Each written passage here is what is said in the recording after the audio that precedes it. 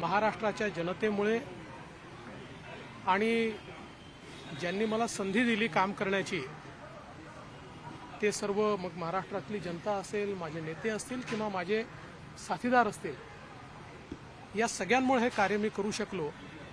आणि विशेषतः जे त्यांनी मेन्शन केलं आहे की ही जी काही उपाधी दिली आहे इन्फ्रास्ट्रक्चरच्या क्षेत्रात, जलसंधारणाच्या क्षेत्रात, सामाजिक समतेच्या क्षेत्रात आणि उद्योगाच्या क्षेत्रात जे कार्य केलं आहे त्या कार्याबद्दल त्यांनी ही उपाधी दिलेली आहे। त्यामुळे मला असं वाटतं की केवळ आणि केवळ महाराष्ट्रातल्या जनतेच्या आशीर्वादामुळे ही उपाधी या ठिकाणी मिळाली आहे। मी ही माझी उपाधी जनतेला समर्पित करतो आणि कोयासान विद्यापीठाचे मनापासून आभार मानतो। सर, नवा विचार तुम्ही मांडला की 75 वर्ष महाराष्ट्राला पूर्ण होत आहेत 2035 साली, त्या दृष्टीने तुम्ही सुरू केलं नेमकं काय? एक गोष्ट नेहमी लक्षात ठेवली पाहिजे की आव्हान आपल्या समोर असतात, त्या आव्हानांचा सामना करावा लागतो, रोज जे कामकाज आहे ते करावं लागतं, पण कुठेतरी आपली दृष्टी ही भविष्याकडे असली पाहिजे। 2000 साली APJ अब्दुल कलामांनी जर मिशन 2020 मांडलं नसतं तर कदाचित त्याच्याकडे आपण अग्रसर झालो नसतो। मोदीजींनी 2047 साली विकसित भारत करण्याची संकल्पना मांडली नसती तर कदाचित त्याच्याकडे आपण अग्रसर झालो नसतो। त्यामुळे 2035 साली महाराष्ट्र 75 वर्षाचा होणार आहे आणि त्या 75 वर्षाच्या महाराष्ट्राची काय संकल्पना असली पाहिजे याच्या संदर्भातला विचार, या संदर्भातला अभ्यास हा मी सध्या करतोय आणि निश्चितपणे लवकरच त्या संदर्भात मी आपल्या पुढे देखील जपानचे विशेष आभार मानले आहेत। जपानने महाराष्ट्र की जनता को डेडिकेट किया अपने डॉक्टरेट। क्या देखिए, मुझे बहुत खुशी है कि जापान की कोयासान यूनिवर्सिटी जो वैसे तो 12 साल पुरानी है और अपने आधुनिक अवतार में 120 वर्षों से वो कार्यरत है, उसने अपने 120 वर्षों के इस इतिहास में पहली बार डॉक्टर ऑफ फिलॉसफी ये डिग्री किसी को प्रदान की है और वो मुझे प्रदान की है। इसलिए मैं उनका बहुत बहुत आभार व्यक्त करता हूँ।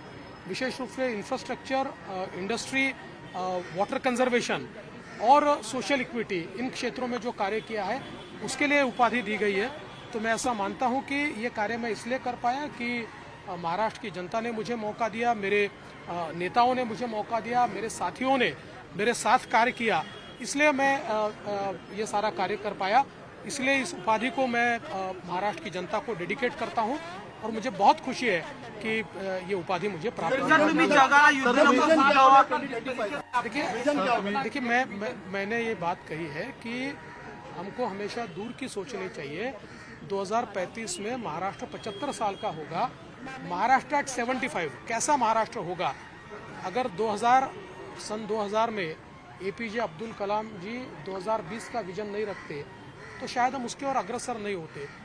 मोदी जी अगर 2047 के विकसित भारत का विजन नहीं रखते तो इतनी तेजी से हम उसकी ओर अग्रसर नहीं होते। इसलिए कभी भी जो कार्य करते हैं उन्होंने भविष्य की सोच रखनी चाहिए।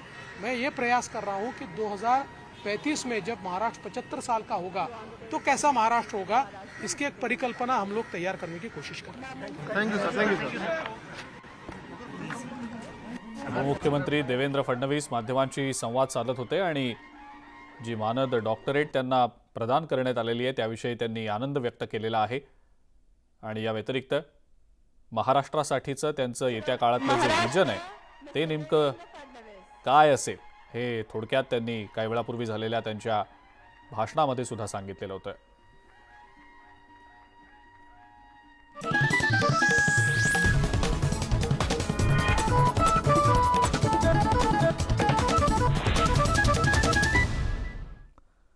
आणि आता आपण सुरुवात करूया 36 जिल्ह्यांच्या बातम्यांना। राज्य सरकार